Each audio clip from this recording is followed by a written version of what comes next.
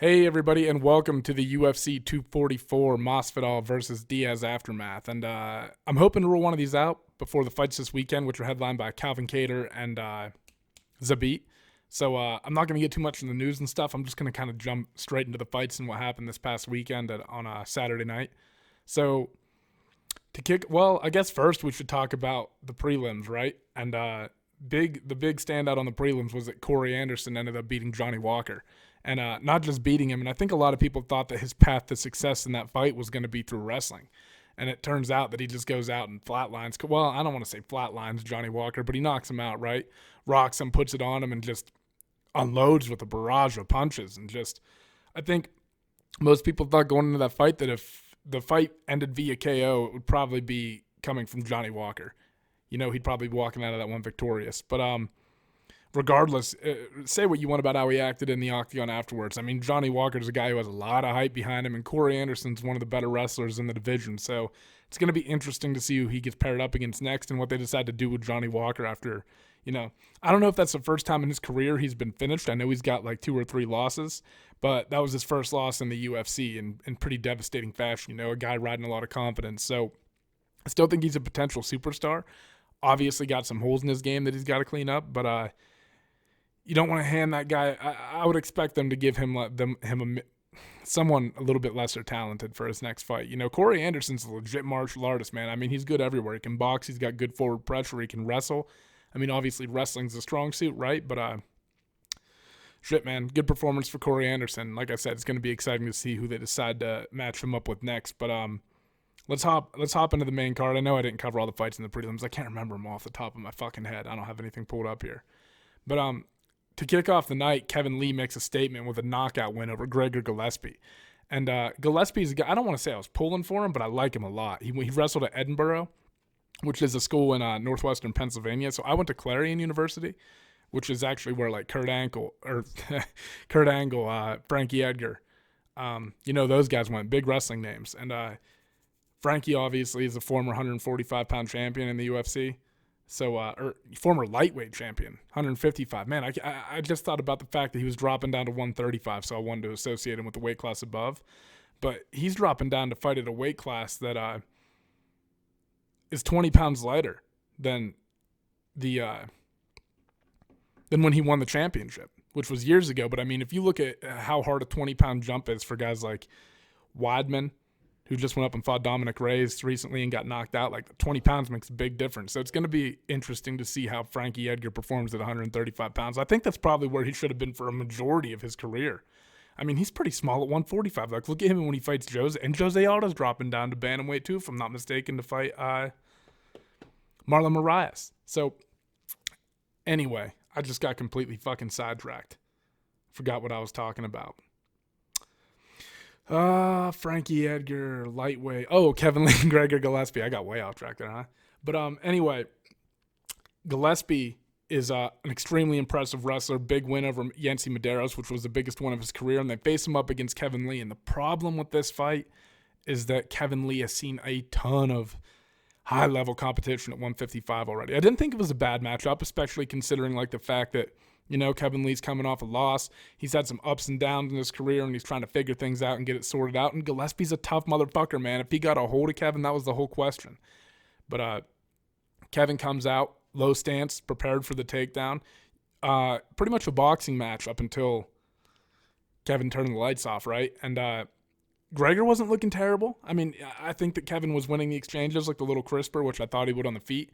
But Gillespie was popping that jab out there, landing some nice shots, staying competitive, but then he fucked up. And the timing on that head kick was incredible. I mean, Kevin Lee cracked him with the right hand. And the reason that the knockout was so devastating and, I mean, so shocking is just because, like, it's not just because of the timing on the combo. Like that right hand, when he hit Gregor with that right hand, I think it caught him by surprise. And not only did it land, but it knocked him off balance. And he was falling into the shin of Kevin Lee when it came up, and man, it turned the lights off instantly. I mean, he was out as soon as it connected. Like, you saw him go out, and then he just flew into the cage, and great win for Kevin Lee, and maybe just a little bit too much too soon for Gregor Gillespie, and maybe a wake-up call to the fact that you wrestling is great if you can implement, but you got to find ways to. You got to remember too is that Kevin Lee has a very strong wrestling base, right? I don't think he quite relies on it as heavily as Gregor did, but when you got someone who can defend takedowns and they're not there, and you have someone who strikes as well as Kevin Lee, you have to have really good setups and able to get in on your entries. Like if your hands aren't threatening him in any way and he doesn't feel threatened by you on the feet, it's going to be very hard to take him down, right? Because you got to catch him off guard. You got to get him when he's not expecting it. But hats off to Kevin Lee, man. He made that change and went up and started training with Varasa Hobby at the apparently he took Joe Rogan's advice right up and went up and did that, and he looked great, man. And I think that's the right place for him. I always say this about Kevin Lee, like I think that he's going to be a champion one day. I think when you look at the skill set that he has, and just like, I also like how when he does wrestle guys and get takedowns, he's always working for the finish and always working for a path to get to a dominant position. A lot of the guys, I don't want to call it lay and pray. I don't believe, how can you, I always had a problem with that term, right? Like people say lay and pray, but you're imposing your will on somebody else and they can't stop it. So who's doing the praying? You know, I never understood that terminology. Anyway, Kevin Lee is a very promising prospect and somebody who had a lot of hype around him, and it kind of, fell off a little bit after his loss to Tony, and then he got tapped out by Rafael dos Anjos, and it's like, maybe he is, because if you look at, everything that he has physically, right, all the tools, he has them all, right? He just needs groomed, and it's like some decision-making and when to let off the gas and when to put it on. So for me, this was a big win for Kevin Lee, and I'm excited to see where he goes next. If I'm the matchmaker for the UFC, man, I think Kevin Lee wants Islam Makhachev, and I know he's lower in the rankings, but that's not a safe fight whatsoever. Another guy with a really strong wrestling base, and I would say a more varied attack on the feet than Gregor Gillespie. So Kevin Lee calling for that fight. I know that Islam is lower in the rankings, but just considering Kevin Lee's position and the guy he just fought and everything, that fight makes sense to me, right? But the problem with it is that Islam's ranked like 15th, so it doesn't do a lot to push Kevin Lee forward in the rankings, but you got to remember that he might not be looking for that. He might be looking, he's just on, he needs a path back. And Islam's no joke. I don't think he's an easier fight by any means than Gregor Gillespie. Probably harder, actually. This is one of the problems I have with rankings, right? Is that, like, in MMA, you almost have to use the eye test for everything. You can only base everything based off of what you've seen. So, man, I like that fight a lot. And I think for Kevin Lee, he's looking long-term. He's looking at a steady progression through 155 pounds and you don't want to make that jump too soon up into elite level competition again and not be ready for it. So I think that's a good fight.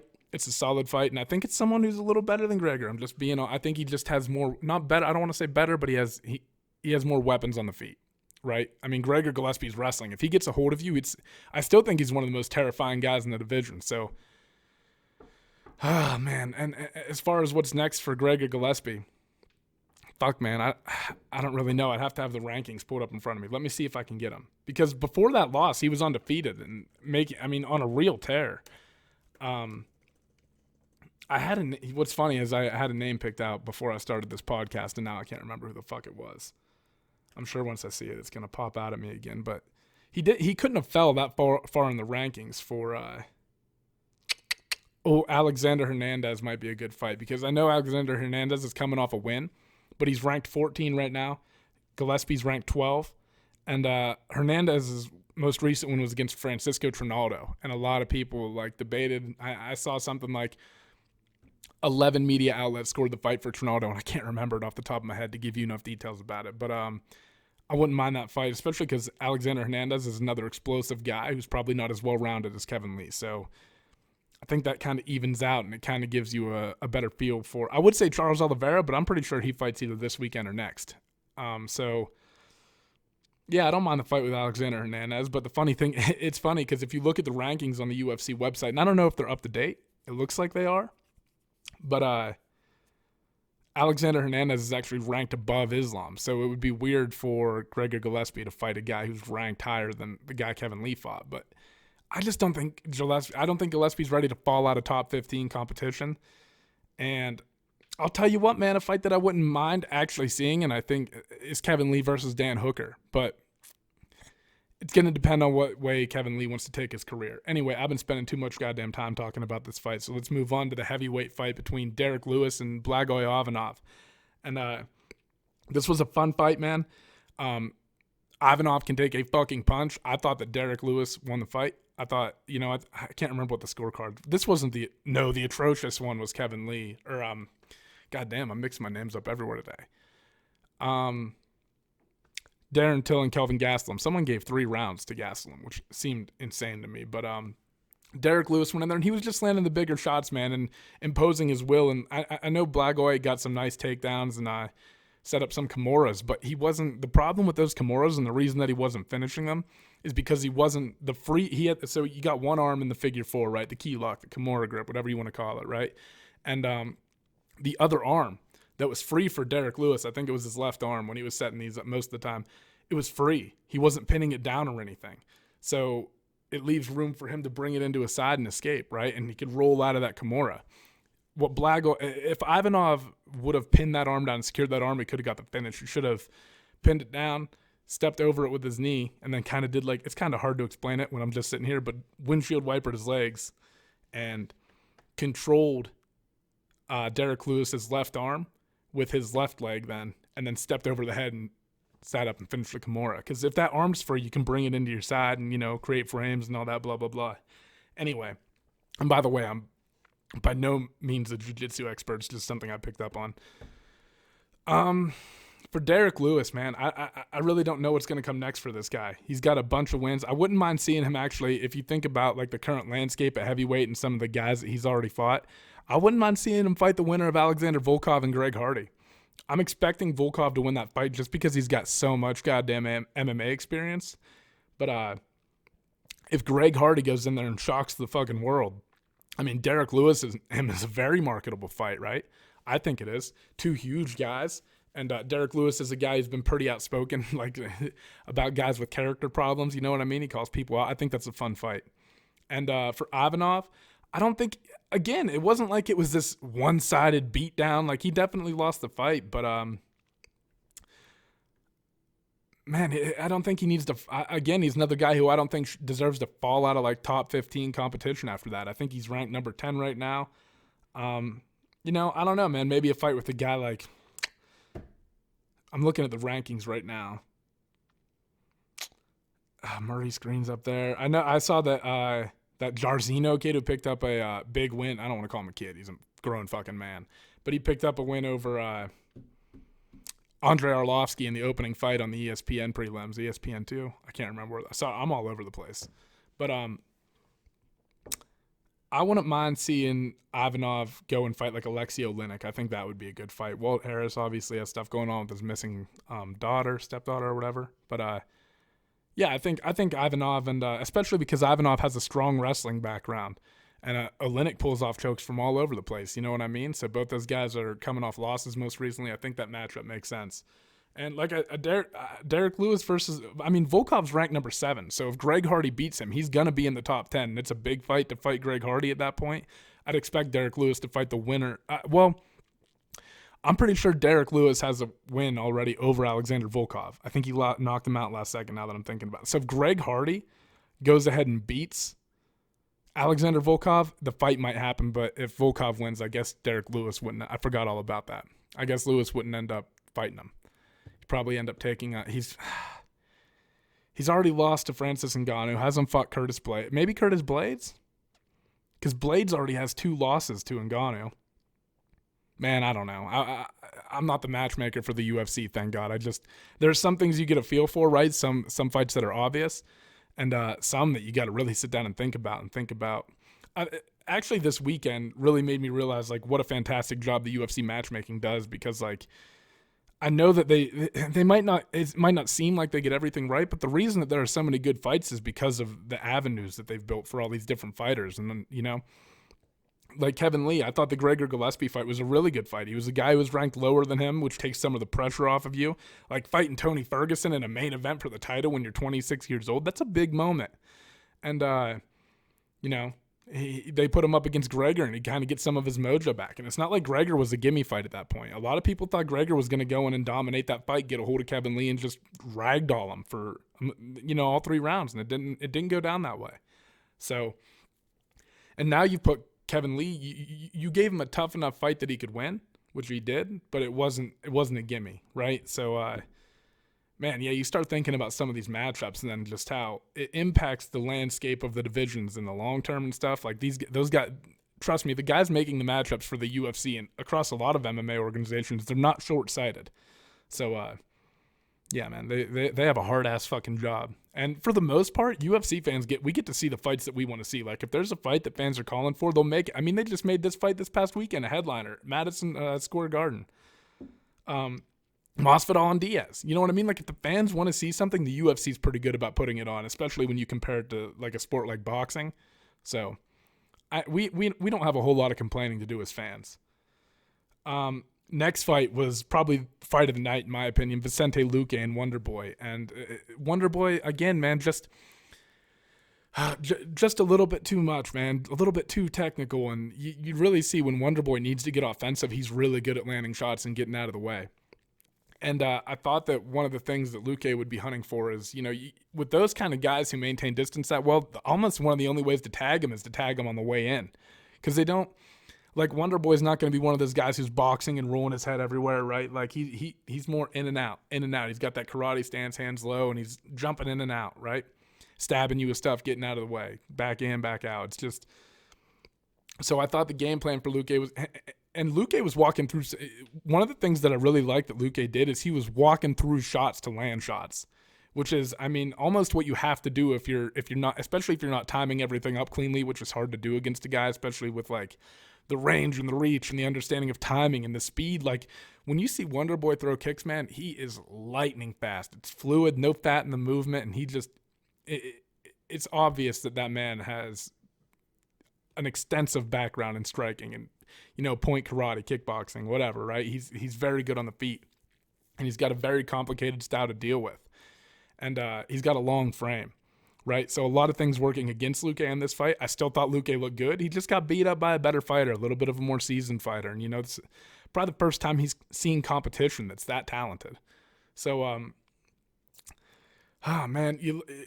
Wonderboy is in a tough spot, right? But the nice thing for him is that Woodley's not the champion anymore. So his path back to the championship is a little bit more open now. Like, when you lose twice to a guy, I know one was a draw, whatever, but it's hard to, especially with how boring the second fight was, it's hard to book that again.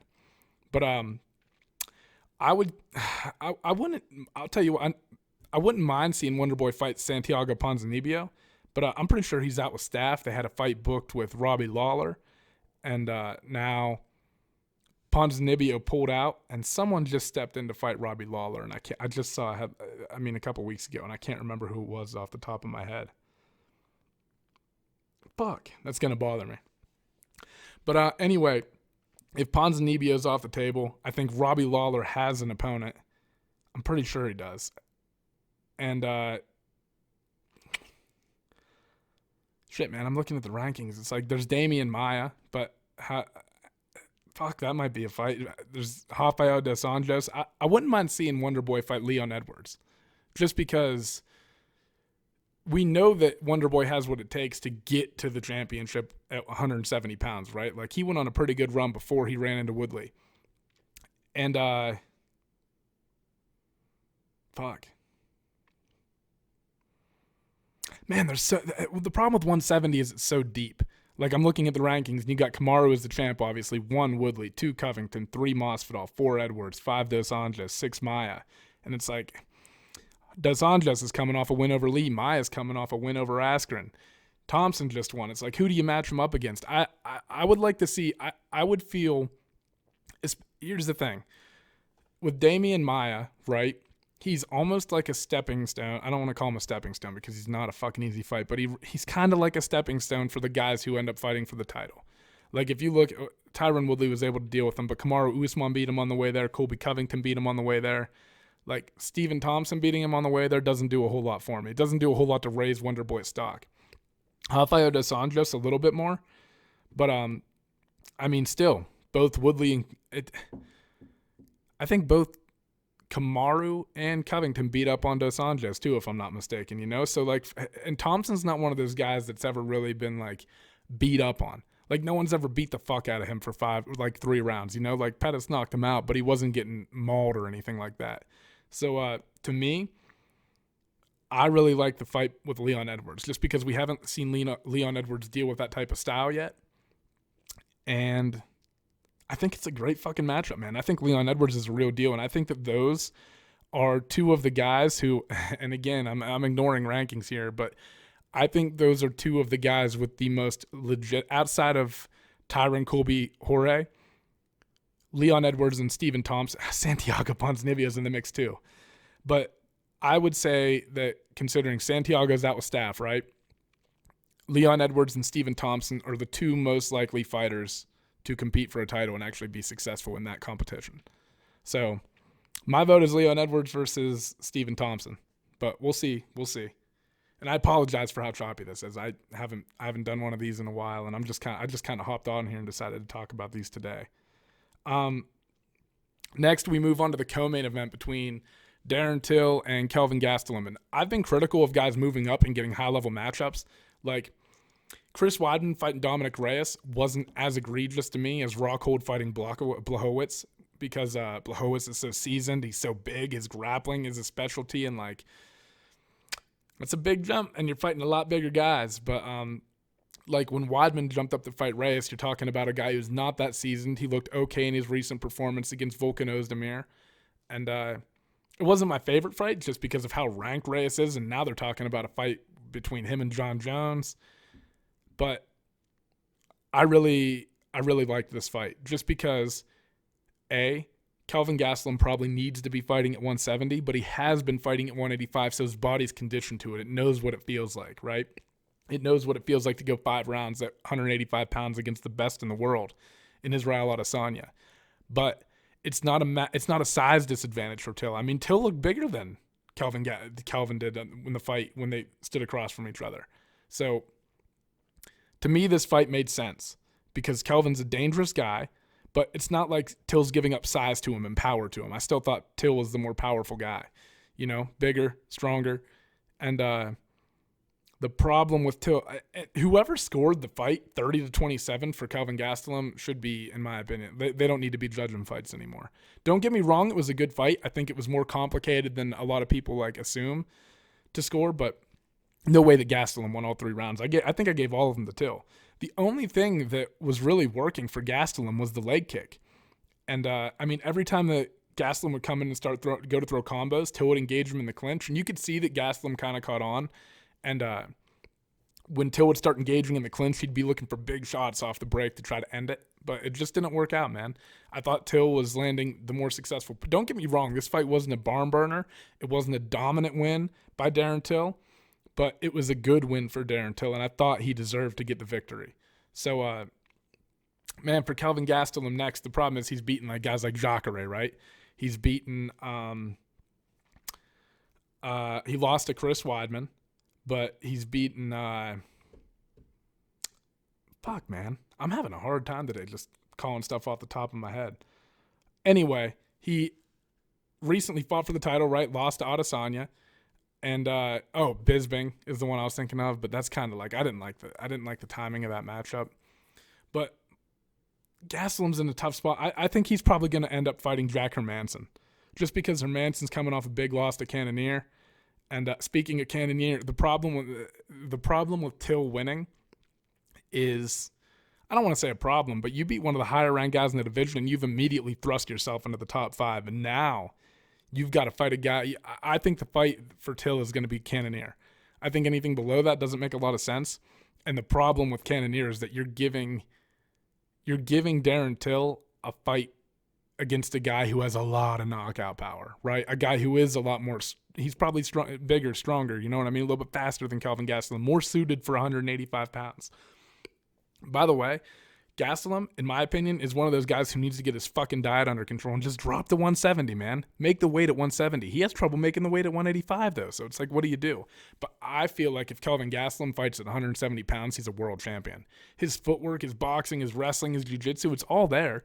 It's just he's fighting guys that are like way bigger than him. Like when you saw him fight Weidman kind of ragdolled him around a little bit, especially on the ground and stuff like that. Ended up securing the arm triangle. And man, I really think that Gastelum's home is 170. And I think Darren Till's going to end up fighting Cannonier, and that's a great fight because that gives Darren Till's going to have to deal with some issues in that fight. And then, after Cannonier, though, you got Romero, Costa, Whitaker, Adesanya. And all of those guys are in the mix to fight for the title. But, oh, man, I forgot about Whitaker, though. What do you do with Whitaker? He just got knocked out, though, so do you want to throw him against another guy who throws bombs like Cannonier? Probably not. If Costa doesn't get the title shot against Adesanya because of this bicep tear, I would imagine it would go to Yoel Romero. But Whitaker versus Costa might end up being your title eliminator. I don't know. There's so many variables and stuff. I'm thinking too far out. But all right, let's move on to the main event. And Jorge Masvidal ended up fighting Nate Diaz for the BMF title, right? Baddest motherfucker. And fight got called early for a cut that it should not have been called for. In my opinion, I understand that the doctor has a job to do in there and that you want to defend him, but come the fuck on. There's something to, and I understand that there's the argument that it should be universal for everybody, but when you're dealing with Nate Diaz and they're fighting for the baddest motherfucker title and The Rock's about to put it around their waist and you've done all this promo and you're in New York City, like the mecca of, fucking combat sport, right? Legendary boxers have gone through. There's some of the greatest matches of all time. And, the UFC finally just got in there a few years ago. And you've got this massive event and Diaz has a cut above his eye, which has opened up before. And it's not, when the round breaks, it's not, when they open up the round, it's not pouring into his eye. It doesn't look like it's impacting his vision severely. And you call that fight, you fucked up, man. In my opinion, that was a big fuck up. I didn't agree with it at all. I thought that I actually was confused about what was going on. I was aware that the cuts were there, but when the doctor came out, I was like, what the fuck's he doing out here? Nate has looked worse in fights. But, and here's the most disappointing part about it is that Jorge's gone 5 rounds against Benson Henderson sometimes or before, but the question was going to be you can make all the assumptions you want, but until you see the fight, you don't fucking know, right? So the question was going to be, is Jorge Masvidal going to be able to sustain this through rounds 4 and 5? I got the impression just from watching that he was. I didn't think Jorge looked tired. I think that everybody fades a little bit as fights start to go on. And if you are crazy if you think that Nate Diaz was going to come out, and don't get me wrong, I think he's able to put pressure on, and you definitely want to see how it ends, right? But in my estimation of things and just what I've seen from Jorge throughout his career, I don't personally think it was going to make a difference. I thought he was handling Nate. He was beating his ass, man. It was a fucking beatdown. He also fought really smart. There was this, when he hurt Nate in the first round, you kind of got this feeling like he wasn't putting it all on him, which is probably a good idea because if you gas yourself out against Nate and end up in his guard, that's a nasty place to be. But Jorge just took his time, man, controlling the legs, and he wouldn't let Nate stand up and get back into boxing. He was controlling the leg, slicing through, boom, pot shots, right? Hitting him in the gut, hitting him in the face, just dotting him up, man. He did everything. Here's the best part about that fight is you got to see a little bit of everything from Jorge. And Jorge Masvidal is undeniably one of the best fighters in the UFC. Undeniable. I think he has one of the, I say this all the time, right? And Jorge Masvidal has he might have the most well-rounded game in MMA. In terms of he can wrestle. He has great jiu-jitsu. He understands grappling. He understands clinch work. He can box. He has a great fucking body kick. And I'm sure he can toss that thing up. It's not a signature. Eve Edwards, though, man. Look, back in the day, Jorge Masvidal can do it all. Everything. And he's really good at it. And he trains with guys like Yoel Romero. So his wrestling's on point. And, man, the way he dealt with Nate. And a lot of the time when, if Nate does get dropped and you wind up, getting on top of him, you'll end up in his guard and you'll end up trapped there and then you can't get out or it just gets ugly. And Jorge never, it was, don't get me wrong. It was a dirty, not dirty, right? But it was a dog fight, man. They were in close. There were different they got in close. They were fighting at distance. But Diaz will tie you up at some point and make things difficult for you. And at no point during that fight did anything look difficult for Jorge. He got tagged a couple of good times, but like he was blowing through him, man. And he looked world fucking class. And I'm telling you, the next move for this guy, it's not going to be, I can guarantee you one thing. January 18th, it's not going to be Conor McGregor. I would put money on it because if you look at who Conor wanted to fight Frankie. Frankie Edgar just dropped to 135 pounds. You think that he just watched what Jorge Masvidal did at 170 pounds to Nate Diaz and is wanting to fight him? Not right fucking now. Conor wants a win under his belt. So I would expect Conor to, I think he's going to fight Justin Gaethje or Cowboy. And if I had to take my guess, just based off the fact that he wanted Frankie so bad, I think he's going to take Cowboy. Not because I think it's the more winnable fight, but I think Conor looks at Cowboy as the more winnable fight. And I think Conor, when he comes back, is going to want to win. And I don't think he wants Jorge. Like, he can say whatever he wants on Twitter, but right now, after seeing that performance and the things that Jorge's been doing, Jorge Masvidal is probably a Fighter of the Year contender. And, man, a guy who, it's regardless of the outcome of the fight, you can't take away from what Jorge did in those 3 rounds, and Fighter of the Year candidate, man. I mean, I'm telling you, I'm not saying that, like, say whoever wins, right? Kamaru or Colby, either one. I'm not saying that Jorge's going to go in and win a pure wrestling match against those guys, but he has the hand speed and the aggressiveness and the understanding of like all the positions to keep them off of him. I think he outboxes Kamaru Usman. I think he outboxes Colby. And I don't think either of those guys have the power like Tyron Woodley to really sit you on your ass. So Jorge Masvidal has solidified, in my mind, he's solidified himself as a bad motherfucker. I think he was going to go on to win the fight. Obviously, you don't know. I just said earlier, right, you don't know. But if I had to guess, he was going to go on to win that fight. And I think he's going to fight for the title next. I think he's got the winner of Kamaru and Colby, no doubt. How can you give it to anybody else? Like I said, I don't think he's going to end up fighting Conor. Yeah, it's a money fight, but I not because Jorge doesn't want it. I don't think Conor wants that shit. I don't think it'll materialize. So, man, I know a lot of people want to see this fight run back, and I got to touch on this. It's just the problem with that is that Jorge is on. This is all the work that Jorge has done throughout his career. It's all come to this. Everything for Masvidal is like, right, it's come to fruition. Everything's lining up now. The problem with taking a fight against Nate again is you're going to have to wait for him to heal up. And in the meantime, I mean, Usman and Colby fight in a month. In the meantime, things might pass you by. So I just think that, like, for how long it's going to take Nate to heal and get medically cleared, Jorge can't sit around and wait for that. So I think he's going to end up fighting the winner of Kamaru and Colby. And if Colby wins, man, even more promotion, right? Because those two are not getting along anymore. So, and then for Diaz, man, maybe the Conor fight's next, you know? I mean, that's still a huge rematch. Everybody wants to see, it's a rubber match between the two. You know, everybody still wants to see it. And, man, it's a lot going on right now. And it depends on how the outcome of Conor's fight. Like, if Conor loses his fight on January 18th when he claims he's coming back, I don't know how many people are going to be that interested in Nate and Conor. I don't know. You know, there's a lot of things that can happen. So we're doing a lot of guesswork here. If I'm Jorge Masvidal or his manager, you're fighting for the fucking title, though, dude. You've done all this shit to earn it. Go get that belt. All right, though, guys. Like I said, I know this one was choppy, so I apologize. But thank you all for tuning in. Give us a follow on Instagram at MMA.analysis. Hit the subscribe button, leave comments. Let me know what you agreed with or didn't agree with, and I'll catch all you guys later. Bye-bye.